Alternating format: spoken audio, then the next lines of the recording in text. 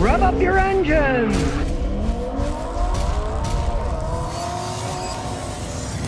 Here's a Subaru Forester. They sell a reasonable amount of them. And I'm going to show you today why complaining, and complaining a lot, can really save you money in the long run out of your wallet. Because this thing's got 140,000 miles, it's still running pretty good. But it had to have the engine replaced. It's a 2014. From the day he got it, it burned oil. So he took it in and they did a test. And of course, what did they say? Oh, it's within specifications. We're not going to replace the engine. So he kept driving it and driving it, and it was all burning oil. But he started to hear things. And as a matter of fact, a guy who worked at the dealership said, I see a lot of these have problems. You know, you should complain. You should look into this. This is why anybody with a problem like this should always complain. Because enough people complain to the National Highway Traffic Safety.gov website.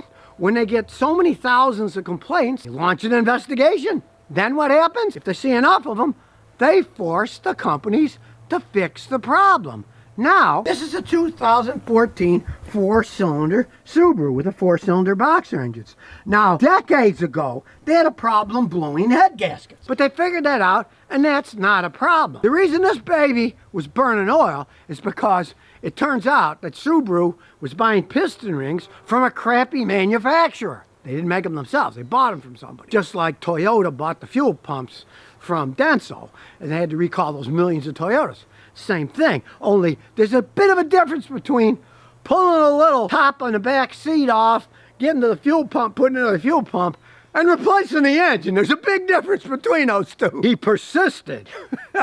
At 80,000 miles, he went in and talked to the master mechanic. And they did the test where they seal it with tape so you can't change anything. And you drive it up to 1,200 miles. Well, he figured, the heck with this, I'm going to drive as close to 1,200 as I can. So he pulled it in with 1,100 something on it, right? Then they said yes. And, according to them at least, they replaced the entire block. Because, okay, if the piston rings are worn, then there's too much space. They burn oil, and they're worn, and they will also wear, guess what? The block. And on these things, that's what the block's made out of. Aluminum. Do you know how soft aluminum is? You can actually take an aluminum engine and put it in a stove, like you could pull the aluminum head off, and you can heat it up, not all that hot. You could easily get it done. You get a hammer and hit it and it will bend. Aluminum is a relatively soft thing. So they replaced the whole bottom end, the block, piston rings, everything. They used the heads over. That was at 80,000 miles. What do we see? We'll turn the key on. It's now got 148,000 miles. Okay, that's 60,000 miles since they had the engine block replaced, and voila. It doesn't burn oil anymore. They fixed it, and they fixed it free because he persisted. Now, if you would have listened to the first guy that said, nah, that's normal, eventually it would have too many miles on it, and they wouldn't be fixing it for free anymore. The same thing with Toyota. Those 2.4 liter engines that they had that burn oil, and the Camrys, if they get too many miles on them, they say, oh, it's too many miles, we're not going to replace your pistons or rebuild the engine anymore. So, you got to complain, and complain often if they're not going to do what you want. Because almost every time I get customers coming. I had a guy, if you remember last year, came with one of those stinking little Ram ProMaster little delivery van, right? It's really a Fiat piece of crap. It's made in Italy, engine's Italian. Had like 1,500 miles on the engines, rattling, burning oil. They said, oh, no, it's too new. It's not burning too much oil. Just leave it, right? So they didn't want to fix it at first, but he persisted in complaining, had them fix the engine. Yes, they fixed it correctly. It doesn't burn any oil. 60,000 miles later, he can get 30-something miles a gallon on a highway when he's driving a normal rate. All-wheel drive vehicle. It's great in Massachusetts where it snows. As I said, a lot of times people don't understand. They hear something bad and they think it's always that way. Yeah, decades ago, these had engines that blew head gaskets. These didn't blow head gaskets. They put bad piston rings in it. Now, since this one, in 2014, I don't see any problems with the newer ones burning them. Still, and I stand by this, don't buy a turbocharged boxer engine. It's going to make it burn out faster. That's just how it is. These aren't race cars, but they go plenty fast enough going down a highway. You really don't need a turbocharger. And if there's one thing you listen to me about Subarus, listen to this. Other than these that had bad piston rings, are extremely dependable. They get decent gas mileage, but do not. And I mean, do not buy a 6-cylinder boxer Subaru engine. Historically, they have nothing but problems. course, they're trying to compete to put out more horsepower. But all my customers, they have a lot of them ticking away. Now, some of those, which is even worse, some of the 6-cylinder boxer engines, they admitted they put bad valves in them. And they actually had to replace a bunch of the valves in those 6-cylinder engines. But unlike his, that they put a new block in the 4-cylinder and it fixed it, I had customers of those 6-cylinder Subarus and they fixed the engines under their recall for the valves. I'd see some of them 10, 15, 20,000 miles, the engines would blow up because they just didn't build them right. Understand one thing, these days, there's very few mechanics out there that actually have the experience, the technical wherewithal, and the tools to correctly rebuild engines. So if they're rebuilding them, they don't know what they're doing half the time. I've also seen the same thing with Kias. They had all kinds of engine problems with their 4-cylinder engines in the past, burning oil, and then they claimed some of them are made in Alabama. Well, our machine didn't work right there, so they didn't make these parts right, and the metal fragments came up, then the engines blew up. And I've had people have those engines either replaced or repaired, only within a year, year and a half, they blow up again. People are not that good at rebuilding engines anymore. They're so complex, the parts cost so much, and when they're doing something like rebuilding an engine under a warranty, you know they're going to cut corners. They're not going to replace all the parts. Like in the case of this, they did it right. They did the block, but they used the head over. Who's to say whether the heads were worn? In this case, it wasn't. But if you got somebody rebuilding an engine and it's under a warranty, believe me, they're not going to go buy all new parts. And, well, we can use this one over, we can use that one over. It's not something you want. You don't want to get a vehicle that's got a bad engine. That's just number one. So just remember, stay away from 6-cylinder Subarus. Now, with 140-something thousand miles on it, he's happy with this. We'll start her up. Sounds like a Subaru. Hear a little bit of noise. It's got 146,000 miles on it. Realize one thing. Boxer engines are relatively noisy engines. Now turn the AC off, you can hear a clanging noise. But that's not the engine. That's a stupid heat shield. And he says when it finally goes, he'll wire it up with some mechanics wire. Or just take it off, throw it away. That's what they're rattling. It doesn't mean anything. Sounds bad, but it doesn't mean anything. Plenty of leg room. And of course, it's Subaru, so it's all-wheel drive. And look, it's got a fancy self-opening tailgate. And as you can see, he's got a lot of stuff in here. You can fit a lot of stuff. They got the great security top, so nobody sees what you got in there. And it's a partially zero emissions vehicle. Subaru's made by Fuji Heavy Industry. It's a big company. And in this case, he didn't know himself, but it is made in Japan. Fuji Heavy Industries, how you can tell us. Here's a VIN number. J. J means it's made in Japan. If you want a Japanese car, believe me, you're better off with one made in Japan. It was just a crying shame that they bought their piston rings from a company that did a crappy job. But they owned up and they put another engine in, even though he grumbled and it took them 80,000 miles to decide that they're going to put another engine in.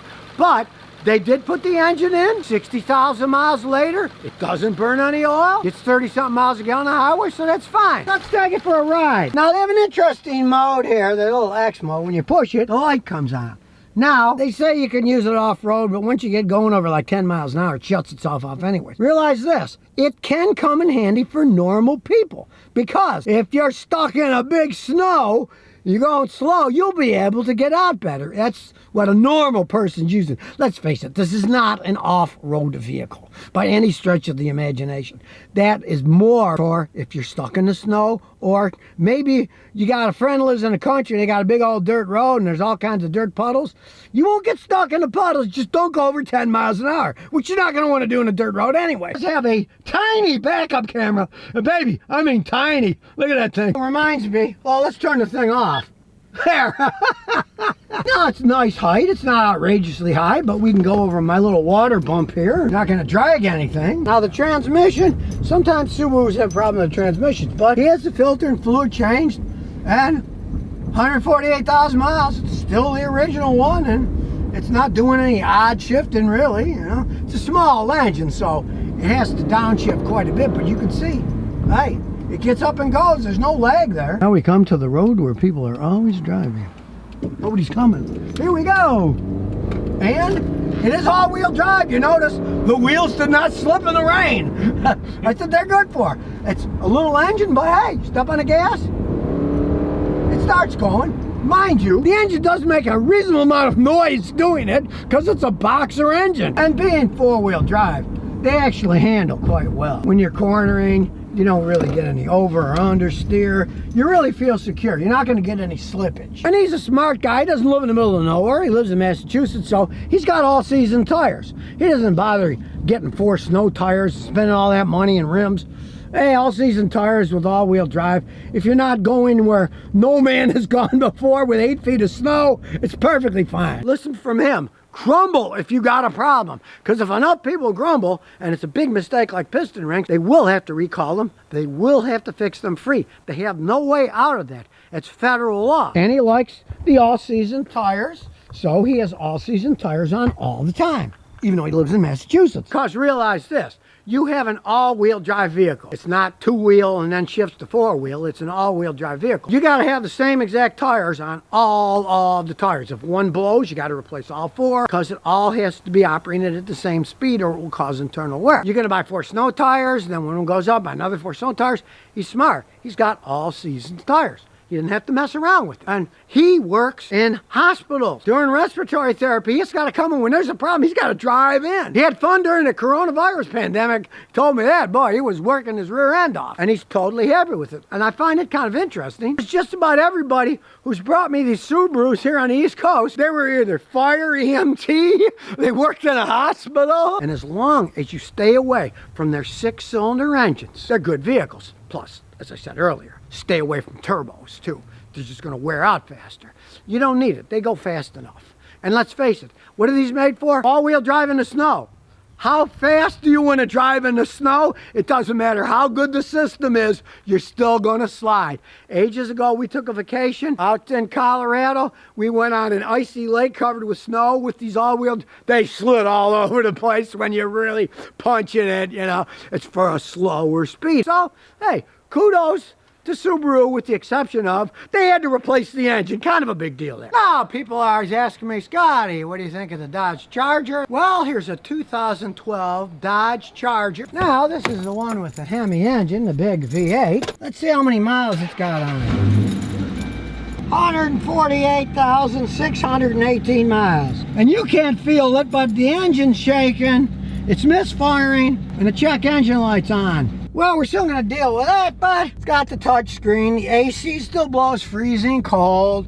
It's got the black and chrome interior, so, you know, it's a classic muscle car type thing. This isn't the loaded one, but it's all black and dark. It's got the Charger mystique going to it, but it's got a cracked window. I mean, you don't see the side windows cracked as much, but this is cracked. Now, the front one, yeah, it's really cracked up. You see that all the time. Not the greatest glass in the world. No, it is a 4-door muscle car. There's plenty of room in the back, and yes, it's got AC ducts in the back too, so it's not economy. You get cool in the back too, which of course you're gonna need with a black interior. And we go to the back, open the trunk, and they also have the battery in the back. You gotta make real sure that these are clean and tight, because these have a tendency of getting loose and having problems. And it does have the horrible fake spare, but they make everything cheap these days. So we got the original giant wheels. They're in decent shape. And we'll check under the hood. This is the one everybody wants with the big Hemi V8. This baby's got 370 horsepower, about 380 pound-feet of torque. It's a powerful 5.7 liter V8. And yes, it's a tremendous gas hog any way you look at it. In town, it's rated at 16. Last time I drove one of these, I got about 10 because I drove it hard. Now, this particular one, it's not the all-wheel drive version. It's rear-wheel drive. Big engine up front, transmission in the middle, and rear-wheel drive. Now, this baby's got a 5-speed Chrysler-made automatic transmission, which has many problems as they age. Unfortunately, this is the cheaper version, because back in 2012, the fancy Chargers had the ZF Austrian 8 HP, 8 high-performance, 8-speed transmission, the same design that's in the new Toyota Supra. Completely different transmission there. Many of the modern Chargers, 2020, up, they have the ZF 8-speed transmission, which is a super expensive transmission to fix when it breaks, but they're not known for breakage. They can take a tremendous amount of horsepower. For example, in the year 2017, ZF sold 3.1 million ZF 8 HP automatic transmissions. But this thing's got the Chrysler 5-speed, which isn't the greatest. If you're going to buy a car like this, you need to do a bunch of research. Find out what engine it has. Find out what transmission it has. If this would have had the ZF 8-speed, this thing would be worth a lot more money than it is today. Sometimes it's the little things that make a big difference when you're buying a car. Say you like the looks of a Charger, but you're not an absolute maniac, you'd forget this whole system and you buy one that has a V6 engine in it, because they don't put out as much horsepower, but there's less strain on the transmissions, and from my experience, they last a lot longer. They get a little bit better gas mileage because they're a V6, but mainly they're generally going to outlast these Hemi ones, especially with the 5-speed Chrysler-made transmissions, and they do so for two main reasons. There's less power, less strain, things last longer, and the guys that drive these like maniacs all want the big Hemi V8, and they drive the heck out of them. You buy a used one, you often end up buying a used, worn-out car then. But with the V6s, not the power, not the popularity either, but you can get them a lot cheaper. Now let's take a listen to the motor. Now they make a lot of noise, but you can hear that clacking. That's not normal. It sounds good at the back, but not the front.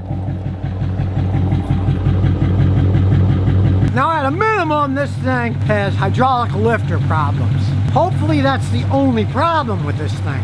So we're gonna check it out with my scan tool. So let's hook up the old scan tool and check her out. Away we go with my new scan tool. People often ask me if they want a good scan tool. They find out that the $100 ones aren't good enough and they don't want to buy a $4,000 one. This particular one is about a $500 scan tool. It's a Maxicom MK808. So far, hey, works pretty good. Does a lot of stuff, but it isn't $3,500. It's $500. So far it works good. It auto read the VIN. I didn't have to type it in. Let's see if it picks the car out right. It's decoding the VIN. 2012 Dodge Charger, yep, that's right. So now we're going to analyze it. Here we go, it's scanning it. Found 5 faults in the powertrain. Scanning it pretty fast. Typical Dodge, it's 8 years old. It's got 5, 6, 7, 11, 12, 13, 14, 15, 16, 17, 18, 19, 20, 23 fault codes. But what we care about the most is the powertrain. It's got a bunch of codes for cylinder 2 misfire, airflow, ignition coil insufficient ionization, ignition coil 3 secondary circuit insufficient ionization. Looking at all this data and talking to the customer, they have never changed the number 2 ignition coil. So we're going to change the number 2 ignition coil and hope it helps. Now realize that won't get rid of the ticking. I can tell by the noise.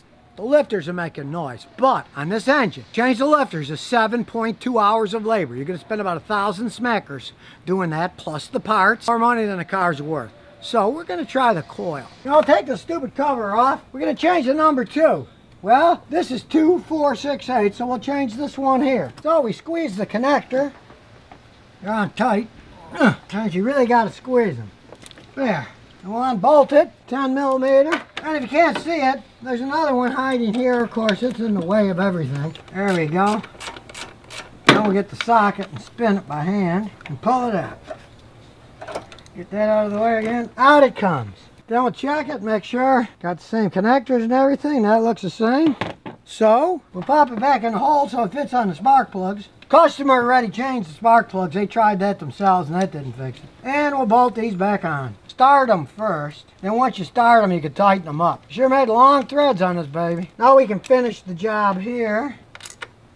And the other side. And of course, don't forget to plug the coil in or it won't fire at all. There, that's locked on. Then I'm going to put the stupid beauty cover on. It doesn't really do anything, but what the heck, it came with it. Close the hood. Before we take it for a ride, we're going to erase the code. So we just turn on the idiot lights, not running, and click erase codes. Ignition on and engine off, yes. And now it's going to reset stuff. And it even checks it to make sure that it did. We'll read it and see. Now there's no fault codes. So now we'll start her up. You can see the check engine light's off. The air pressure tire monitoring warning system's on, but what the heck, everything breaks on these old things. Now we'll take it for a good long ride. It's still got some guts left to it. Not what it started with. Because as I said, the lifters are still worn, odds are the cams are still, it's never going to perform perfectly, but we're going to see if we got rid of that number 2 cylinder misfire by taking it on the highway. It does still make a nice growl. And truthfully, it does ride like an old muscle car. You feel every bump on the road. This thing still got old shocks and struts on it. We want to see if we can get rid of the misfire. Now we take it for a spin. Let's check the data out. It's checking it out. Now it's got one fault. We'll see what the fault that came back is. As you can see, even during that drive, we still got a whole bunch of faults that have come back already. Yeah, the car is electronically a junker. But we're going to see what's happening with the powertrain control module. We'll read the codes. And we still have a cylinder number 2 misfire. And what does that prove? That proves that my initial diagnosis by ear was correct. It's still misfiring, even though it has codes for the coil. That's a bunch of BS. The engine's physically worn out. The lifters are worn, and the cams are worn. It's just not worth fixing. You can see with this data, which is the injector pulse widths of the cylinders, they're all over the place because the computer is trying to compensate for a worn engine. Sometimes this thing is 2500, sometimes it goes down. There we go, 25, 24, and then some of them down here, I mean, they're even lower, 21. They're moving all over the place because it's trying to compensate for the wear in the engine. Now that one went down to 1500. Now it's going back up to 21, 22. And this is all idling with my foot not on the gas. The computer is doing it itself to try to compensate for wear. You see now just idling here, it went from a pending misfire code to an active misfire code. So basically, as you can see, this Charger basically has a worn out engine. Now, the customer bought it a year ago. Wasn't a customer of mine then. If he would have brought it to me, I would have told him, don't ever pay $7,000 for that car. It's not worth hardly anything because it's pretty well worn out. This is a reason I tell people not to buy Chrysler products. They are not well made. They do not hold up over time. It's not like this is a dinosaur. It's 8 years old. And what I showed you was a running problem that makes it misfire on cylinder number 2. There's a ton more electronic problems that I haven't even analyzed yet, and I'm not going to bother because it's not worth it. This vehicle, as it stands, would probably need a fully remanufactured engine. More money than the car's worth. So if you never want to miss another one of my new car repair videos, remember to ring that bell.